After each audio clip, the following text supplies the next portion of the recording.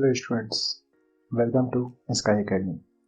आज हम देखेंगे जनजाति का पार्ट 1 मैंने पहले अपलोड कर दिया था।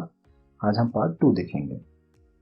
अगर इससे पहले अगर आपने हमारा चैनल सब्सक्राइब नहीं किया है तो प्लीज़ सब्सक्राइब कर दीजिए और जो बेल का बटन दिया है नीचे में उसको आप दबा दीजिए ताकि जब भी हम कोई नया वीडियो अपलोड करें तो आपको पता चल जाए।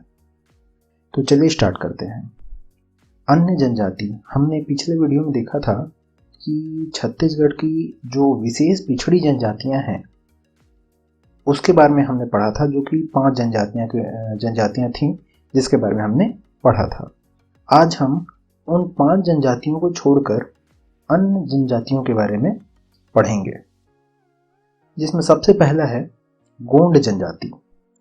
अब गोंड जनजाति में हम अब आगे देखेंगे। गोंड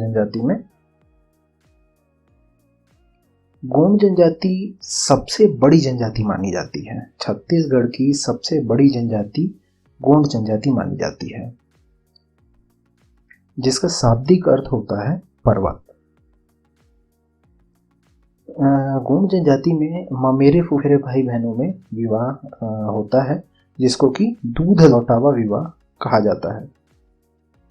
ये मैं वीडियो जानबूझकर धीरे बना रहा हूँ ताकि आप नोट्स बनाते चलें साथ साथ में। उसके बाद दीवारों पर अलंकरण, जैसे होता क्या है कि जैसे कोई भी फेस्टिवल मनाया जब जाता है तो वो दीवारों पर अलंकरण, मतलब दीवारों पर जो जिसको पेंटिंग बोला जाता है, तो वो एक तरीके का पेंटिंग होता है जिसको कि अलंकरण बोला जाता है, जिसको कि गोंड जनजाति में नोहडोरा बोला जाता है। ये मोस्ट इंपॉर्टेंट क्वेश्चन है। दीवारों पर अलंकरण को क्या बोला जाता है? नोहडोरा। उसके बाद मृतक संस्कार को क्या बोला जाता है? कोज्जी। कुंडा मिलन, कोज्जी तीसरे दिन को बोला जाता है और कुंडा मिलन 10वें दिन को बोला जाता है। उसके बाद मुड़िया जनजाति। अब मुड़िया जनजाति में देखते हैं, बस्तर की प्रमुख जनजाति है। निवास इसका नारायणपुर कोंडा गांव में है। प्रमुख मांझी कहलाता है। मतलब इनमें भी जो मुड़िया जनजाति में जो एक क्या बोलेंगे, एक ग्रुप जो होता है उसके प्रमुख को मांझी बोला जाता है। तो इनका निवास नारायणपुर कोंडा गांव में निवास है। उसके बाद इनके पूर्वज कौन थी? मुड़िया माता थी। इनकी पूर्वज मुड़िया माता थी। उसके बाद अंतिम संस्कार। अच्छा, ये इनमें बहुत अलग तरीके का एक अंतिम संस्कार होता है। इसमें क्या होता है कि अगर जब भी किसी का अंतिम संस्कार किया जाता है तो उसके रुपया पैसा के साथ उसकी बॉडी को गाड़ा जाता है।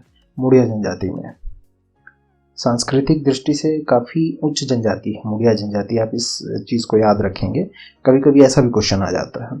हाँ, और युवा गृह को क्या बोला जाता है? घोटुल। युवा गृह को क्या बोला जाता है? घोटुल। इनमें एक किताब लिखी गई है, मुड़िया एंड देयर घोटुल। वो वेरियर एल्विन ने एक किताब लिखी है, मुड़िया एंड देयर घोटुल। ये देखिए आ गया, वेरियर एल्विन ने एक किताब लिखी है, मुड़िया एंड देयर घोटुल। उसके बाद हम आते हैं उरांव जनजाति में। अब उरांव जनजाति में क्या होगा देखते हैं। उरांव जनजाति को धनका या धनगढ़ भी बोला जाता है, उरांव जनजाति को। फिर उसके बाद कुडुख बोली का प्रयोग करते हैं। गांव का प्रमुख मांझी कहलाता है। जाति पंचायत के प्रमुख को धांगर महतो बोलते हैं। ये जाति पंचायत का प्रमुख अगर मेल बनता है तो उसको हम धांगर महतो कहते हैं। अगर फीमेल बनती है तो उसको हम बारकिन धांगरिन बोलते हैं। उसके बाद इनके युवा गृह को क्या बोला जाता है? धुमकुरिया। उसके बाद हम आते हैं माड़िया जनजाति में। माड़िया जनजाति का निवास सुकमा, बस्तर, कोंडा गांव होता है। मान्यता के अनुसार शादी के बाद पृथक घर बसा लेते हैं। जैसे किसी की शादी हुई तो वो अपना जो पारंपरिक घर है, मतलब जिसमें सब पहले से वो रहता था, उस घर को छोड़ के अपनी पत्नी के साथ कोई अलग घर बसा लेता है। ये इनकी एक मान्यता है जो कि इनको एक विशेष दर्जा देती है। हाँ, और इनमें सल्फी नामक पेय जो है बहुत प्रिय है। उसके बाद भुजिया जनजाति की मान्यता के अनुसार ये मानते हैं कि ये भूमि से उत्पन्न हुए हैं। इनका निवास स्थान कहाँ है? बिंद्रानवागढ़। मान्यता क्या है? इनकी मान्यता के अनुसार ये कछुआ को बहुत पूजनीय मानते हैं। मतलब कछुआ को एक देवता का स्थान दिए हुए हैं भुजिया जनजाति में। उसके बाद रोगों से उपचार। हाँ, और ये बहुत ही अलग तरीके का इनका एक संस्कृति है। ये किसी भी रोग का उपचार लोहे से दाग के करते हैं। अब ये क्यों करते हैं ये तो पता नहीं। उसके बाद भुजिया विकास प्राधिकरण, ये गवर्नमेंट एक प्राधिकरण बनाई थी भुजिया जनजाति को प्रिजर्व करने के लिए, भुजिया जनजाति को संरक्षित करने के लिए। भुजिया विकास प्राधिकरण जो कि अभी भी चल रहा है, ये 2004 के लगभग स्टार्ट किया गया था, गरियाबंद में चल रहा है ये। उसके बाद हम परजा जनजाति में आते हैं। गांव का प्रमुख, परजा जनजाति में गांव के प्रमुख को क्या बोला जाता है? माडुली। ये मोस्ट इंपॉर्टेंट क्वेश्चन है। फिर उसके बाद बच्चों का स्थान क्या होता है? धागांत बक्सा। परजा जनजाति में होता है ऐसा है कि बच्चों के लिए एक अलग स्थान बनाया जाता है, बच्चों के लिए एक अलग स्थान बनाया जाता है जिसमें कि बच्चे ही रहते हैं।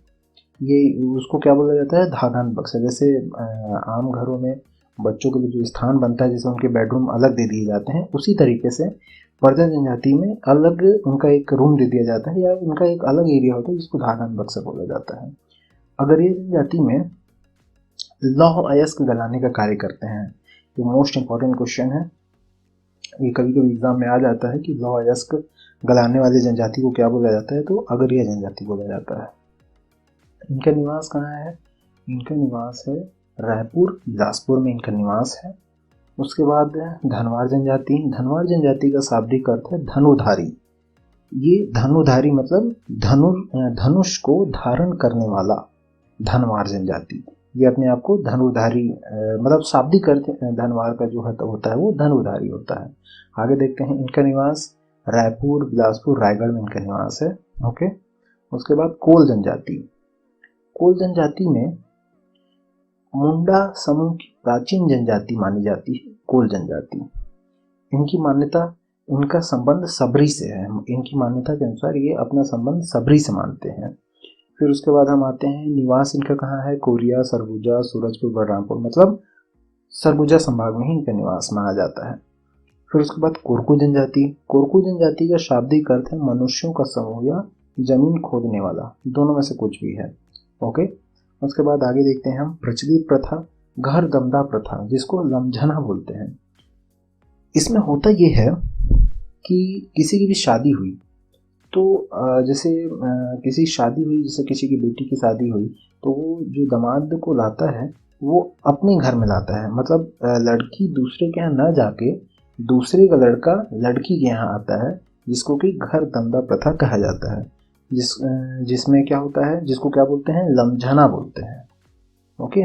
उसके बाद नेक्स्ट है नृत्य, थापटी। ये आप यहाँ सही कर लीजिएगा, ताप्ती नहीं है, ये थापटी नृत्य है, आप इसको करेक्ट कर लेंगे। फिर उसके बाद मृतक संस्कार, सिडोली प्रथा।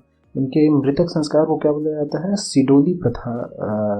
इनके मृतक संस्कार को बोला जाता है। दफनाते समय लकड़ी का स्तंभ गाड़ देते हैं। जैसे किसी की मृत्यु हो गई तो मृत्यु के बाद जो जमीन में गाड़ते हैं, उस समय जहाँ जिस स्थान पे गाड़ा जाता है वहाँ पे एक लकड़ी का स्तंभ एक सांकेतिक तौर पे गाड़ दिया जाता है कोरकू जनजाति में। नेक्स्ट देखते हैं, नागेशिया जनजाति। नागेशिया जनजाति नाग से नामकरण हुआ है इनका। नाग से नाम क्या पड़ गया इनका? नागेशिया।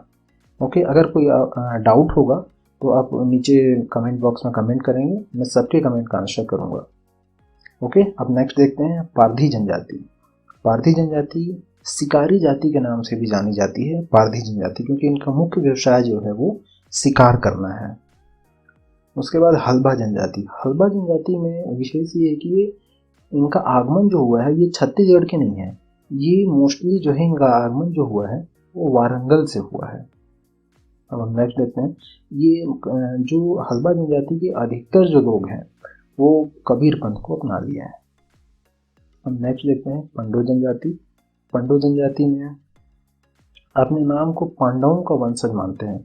ये क्या मानते हैं कि पांडव जो महाभारत काल में जो कौरव और पांडव थे, उस पांडव का वंशज ये अपने आप को मानते हैं इनकी मान्यता के अनुसार। उसके बाद इनका निवास सरगुजा संभाग में है। गदबा जनजाति।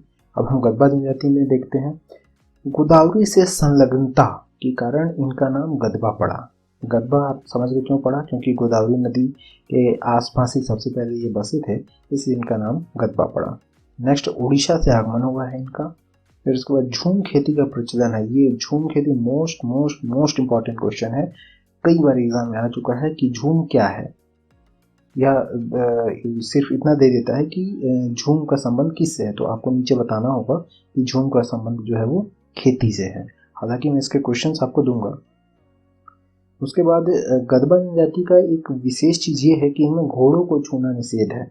कभी कभी क्वेश्चंस आते हैं कि घोड़ों को छूना निषेध किस जनजाति में है, तो गदबा जनजाति में। आप याद रखेंगे, घोड़ों को छूना निषेध है गदबा जनजाति में।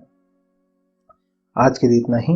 ये अन्य जनजाति आज हमने देख लिया, और उसके बाद मैं अब क्वेश्चंस बनाऊंगा। आपको नेक्स्ट वीडियो में इसके क्वेश्चंस मिल जाएंगे। आप हमारे चैनल को सब्सक्राइब कर दीजिए। रेगुलरली मैं वीडियो बनाऊंगा और आपको रेगुलरली दूंगा।